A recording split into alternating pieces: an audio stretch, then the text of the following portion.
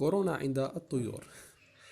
إذا لاحظت هذه الأعراض السابقة ذكرها على طائرك، فيجب عليك فورا إخراج الطائر من قفصه ووضعه في قفص آخر حتى لا تنتقل العدوى إلى بقية الطيور، وسارع في علاجه.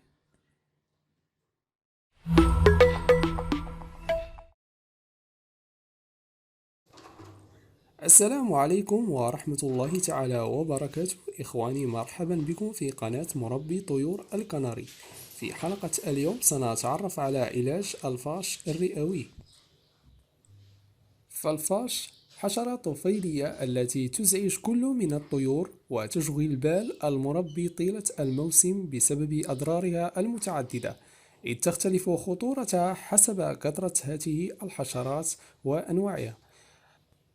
فالفاش الرئوي يصعب رؤيته بالعين المجردة، ينمو ويتكاثر في رئتي الطائر وفي القصباته الهوائية، مثلا في الحلق أو الخياشيم أو الحويصلات الهوائية لدى الطائر.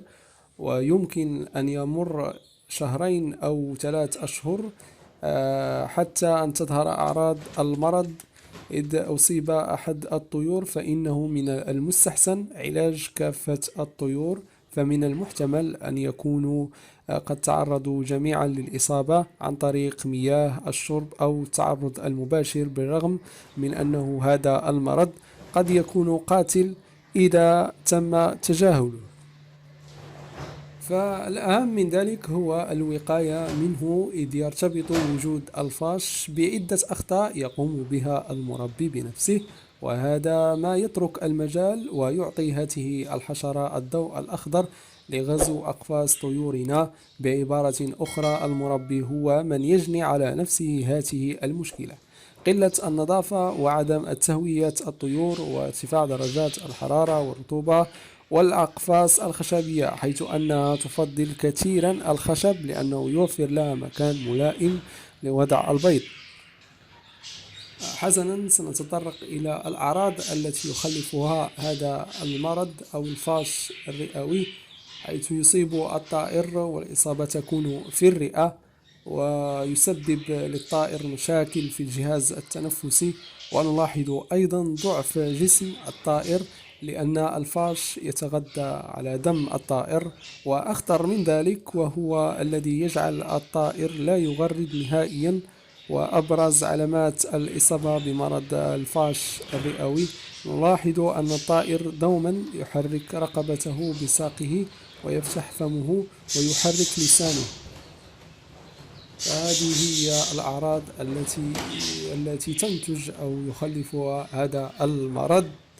فهناك حلول طبيعية وأخرى تتمثل في أدوية للتخلص من هذه الحشرة أو الفاش الرئوي. وقبل العلاج، أول شيء يجب عليك القيام به هو عزل الطيور المصابة ووضعها في قفص آخر. فالعلاج الكيماوي أو الأدوية الكيماوية تتمثل في مضاد حيوي يسمى بالبايترول.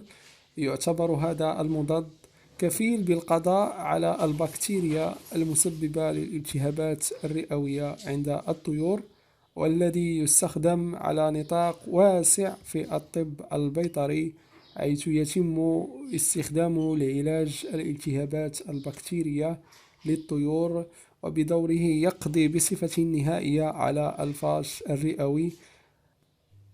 كيف يجب تقديمه للطائر؟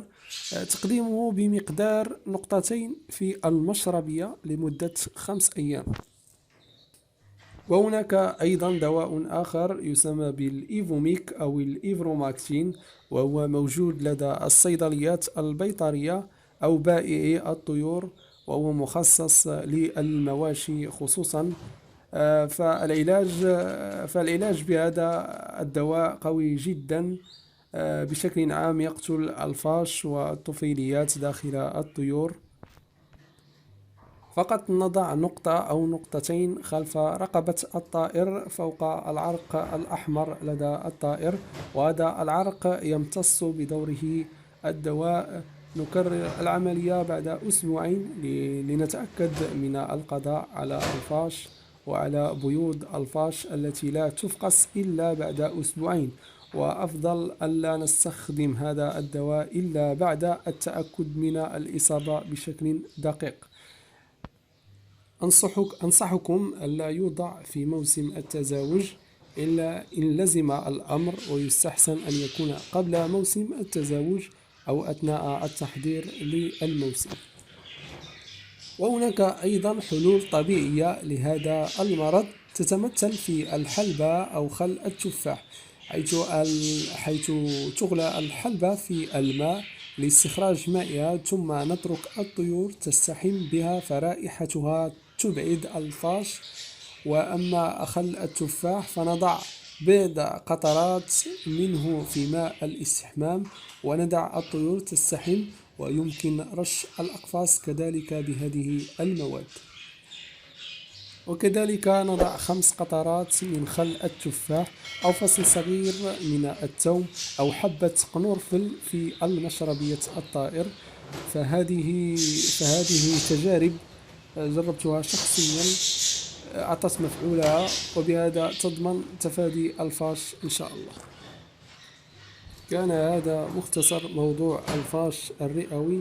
أتمنى أن يكون موضوع مفيدا، كما أرحب بكم في قناتي للانضمام عبر الاشتراك.